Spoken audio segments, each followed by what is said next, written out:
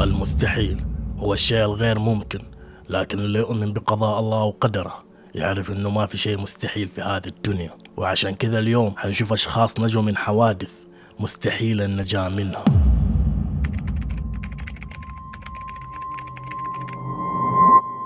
في عام 2019 خرج نيل باركر اللي عمره 54 سنة لرحلة هايكنج لوحده في جبال نيبو اللي قريبة من استراليا. ونيل كان مخضرم ومحترف في الرحلات هذه، خرج وهو مستعد ومعاه كل المعدات اللازمة، ومشي مسافة مدتها 1:40 دقيقة. ووصل نيل لجبل شلال وبدأ يتسلق الجبل. وهو بيتسلق الجبل وسط الجبل طاحت الصخور اللي كان ماسكها، وطاح من مسافة 6 أمتار تحت الشلال، وانكسر ساقها اليسار إلى نصفين ومعاه معصمها الأيسر. حاول نيل يطلع جواله لجي يطلب النجدة، ومع الألم طاح جواله وخش في الموية.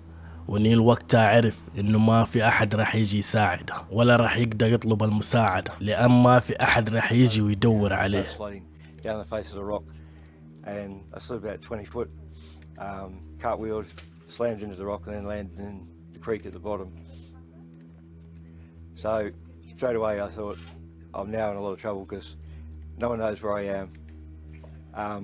I don't have a PLB, so personal location. المنطقة اللي راحها نيل قد راحها أكثر من مرة، عشان كده لما خرج المرة هذه ما قال لأحد إنه بيروح نفس المنطقة، فما حد يدري هو فين دحين. نيل مسك العصاية اللي عنده اللي استخدموها في المشي حقة الهايكنج وربطها على معصمها المكسور أجل يخليه متوازي وما يجلس يتحرك يمين ويسار. وصار يزحف في الأرض، وكل ما يمشي مسافة بسيطة يجلس يستريح من الألم اللي بيجي من رجلها اليسار لأنها بتنسحب في الأرض. وكان عندها بعض مسكنات الألم، صار يبلع كم حبة كل ما يحس الألم زاد عليه. بعد يومين من غيابه لاحظوا غيابه وبدأوا عملية البحث عنه. وفي اليوم الثالث من البحث اتذكر شخص انه نيل قيد قال له انه راح يخرج قريب للمنطقة الفلانية هايكنج ومن الأشياء هذه. وفي اليوم الثالث رسلوا مروحية هليكوبتر تحوم في المنطقة اللي وصفها الرجال، وهم بيستكشفوا لاحظوا لون أحمر فوق جبل. وقتها نيل زحف لمسافة 3 كيلومتر من المحل اللي طاح فيه، واتسلق مسافة 3 أمتار وهو رجله ومعصمه مكسورين. بعدها تم نقله بالهليكوبتر للمستشفى. ويوم وصل المستشفى الأطباء قالوا له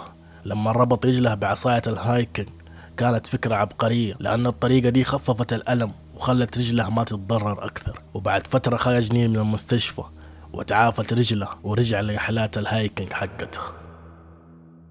في عام 2011 أرون طالبة أسترالية عمرها 22 سنة سافرت لإفريقيا بالتحديد زامبيا، وراحت لأكبر الشلالات بالعالم شلالات فيكتوريا. وفي المنطقة حقت الشلالات في منطقة القفز من فوق الجسر على الشلال، ما أعرف إيش اسم الرياضة دي بالضبط، نفس اللي بتشوفوها في الفيديوهات الآن. وأرون كانت تمزح مع أهلها وتقول لهم هذه آخر قفزة في حياتي، لأن منظر التيارات من تحتها كان جدا مخيف. أي شخص بيطيح في الموية دي صعب يخرج منها، حيسحبها التيار القوي ويصقعه في الصخور الموجودة في الأرض لين يرميه من فوق الشلال. وغير كده في تماسيح في الموية. فإيرون كانت صاحبة القفزة 105، يعني قبلها قفزوا 104 أشخاص، وكانت كل قفزاتهم سليمة وآمنة. زي ما انتم شايفين في الفيديو بتشوفوا أورين كانت مستعدة وفردت يدينها ودفها المسؤول عن القفز من مسافة 40 متر.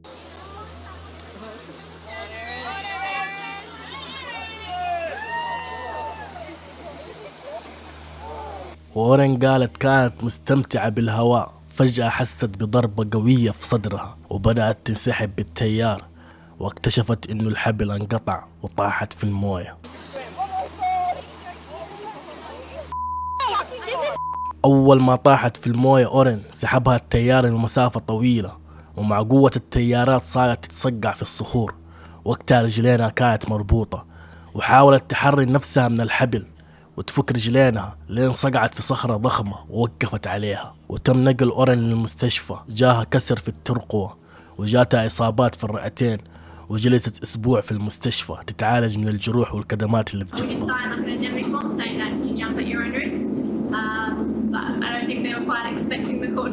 ولما خرجت من المستشفى قالت إنها زعلانة لأنه وقعوها على ورقة إنه هي بتقفز بكامل مسؤوليتها، وإن ما رح يعوضوها لو صار فيها شيء، وتتحمل كل شيء يجيها.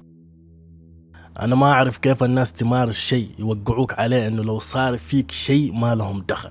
ده يبين لك قد إيش الشيء خطير وفي أي لحظة بيصير لك شيء. يعني مهما قالوا لك الشيء ده آمن من الكلام ده، هم ما هم واثقين بالأمان حقهم. لو كانوا واثقين ما وقعوك على إخلاء المسؤولية. يبغالك تفكر فيها مضبوط. في عام 2015 أوسيلا عرض على زوجته أنهم يقفزوا بالمظلة، وراحوا لقاعدة تابعة للجيش للقفز المظلي، وكان الناس هناك في منهم اللي يتعلموا القفز واللي يقفزوا بنفسهم. وفيكتوريا كانت محترفة القفز المظلي لأنها كانت تمارس الرياضة دي من كان عمرها 16 سنة. وقفزت فيكتوريا من الطيارة لوحدها من مسافة 1200 متر، ويوم وصلت للمسافة اللي تفتح فيها المظلة فتحت المظلة الرئيسية، والمظلة الرئيسية وقتها ما فتحت، وخرجت سكين فيكتوريا وقطعت المظلة الرئيسية. ودا يبين لك قد ايش انها محترفة، كيف تمالكت نفسها لين تطلع سكين وتقطع المظلة الرئيسية. يوم قطعت المظلة الرئيسية فتحت المظلة الاحتياطية، والمصيبة انه المظلة الاحتياطية كمان ما فتحت. الناس اللي في الارض كانوا بيشوفوها وقالوا شايفين فيكتوريا بتسقط من السماء كأنها دمية. وفيكتوريا قالت وقتها حست بأن هذه هي نهايتها، وسرعتها في السقوط وصلت 97 كيلومتر في الساعة، وطاحت فيكتوريا على أرض كانوا بيحوثوها. والكل قال إنه مستحيل تنجو من السقوط ده. بس يوم وصلوا جنبها الناس كانت فيكتوريا بتتنفس. ويوم وصل زوجها قلبت وجهها وشافت زوجها وقالت له إنها بتحبه، بس وقتها زوجها كان بيطالع فيها وما رد عليها بأي كلمة. ونقلوا فيكتوريا للمستشفى وطلع عندها كسر في الحوض والقفص الصدري والعمود الفقري. ولما المسؤولين شيكوا على المظلة اكتشفوا إنه في شخص لعب في المظلة وخلع بعض الحبال اللي تخلي المظلات تنفتح. ومع التحقيقات اكتشفوا بأن زوج فيكتوريا هو اللي لعب بالمظلات لأنه أمن على حياة زوجته، ولو ماتت رح ياخذ 120 ألف جنيه استرليني. فخطط زوجها لقتلها لجل يكون موتها مجرد حادث. وتم الحكم على زوجها بالسجن لمدة 18 سنة دون الإفراج المشروط. وفيكتوريا تعافت وصار عندها عاهة مستديمة، وألفت كتاب عن تجربتها المريرة وقصتها مع زوجها. جيمس غرايمز عمره 28 سنة. في عام 2022 جيمس كان في سفينة ضخمة وكان يحتفل برأس السنة، وكان يشرب ويكثر من الخمر أعزكم الله، وخرج من القاعة اللي هو فيها لجي يروح دورات المياه أكرمكم الله. وفجأة صحي من السكرة حقته واكتشف إنه وسط البحر وما في أي شيء جنبه. كيف طاح في البحر وليش هو أصلا وسط البحر؟ جيمس قال إنه ما يتذكر أي شيء، وحوالينه ما في شيء غير البحر، لا سفينة ولا قارب ولا طوق نجاة. وقال جيمس شاف من بعيد ضوء بسيط بس للسفينة اللي هو كان فيها، وكان يحسب رح يلاحظوا غيابه ويرجعوا له. ويوم طلع الصباح عرف إنه ما اكتشفوا غيابه وما رح يرجعوا له وقتها. Regained consciousness. I was in the water with no boat in sight. And looked like bamboo. So I started eating on it. And it actually, I mean, I'm not going to say it tasted good, but it gave some type of flavor in my mouth other than salt. وقتها جو مجموعة من قناديل البحر ولسعوا في جسم جيمس.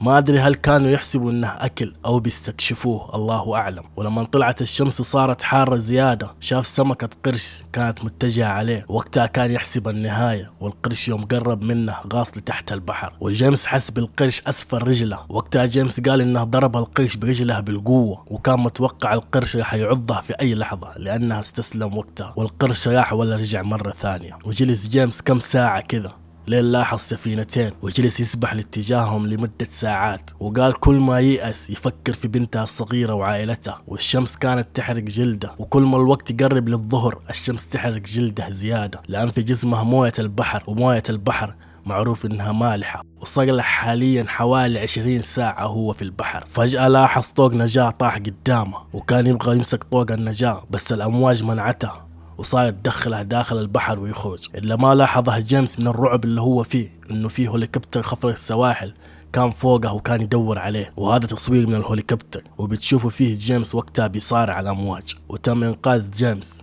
وجيمس قال وقتها جسمه كان جدا بارد، والأطباء قالوا له إنه كان باقي له 5 دقائق فقط لجل يموت، لأن درجة حرارة جسمه كانت جدا منخفضة. وإذا وصلت إليه هنا أتمنى ما تنسى زر اللايك وصلي على النبي.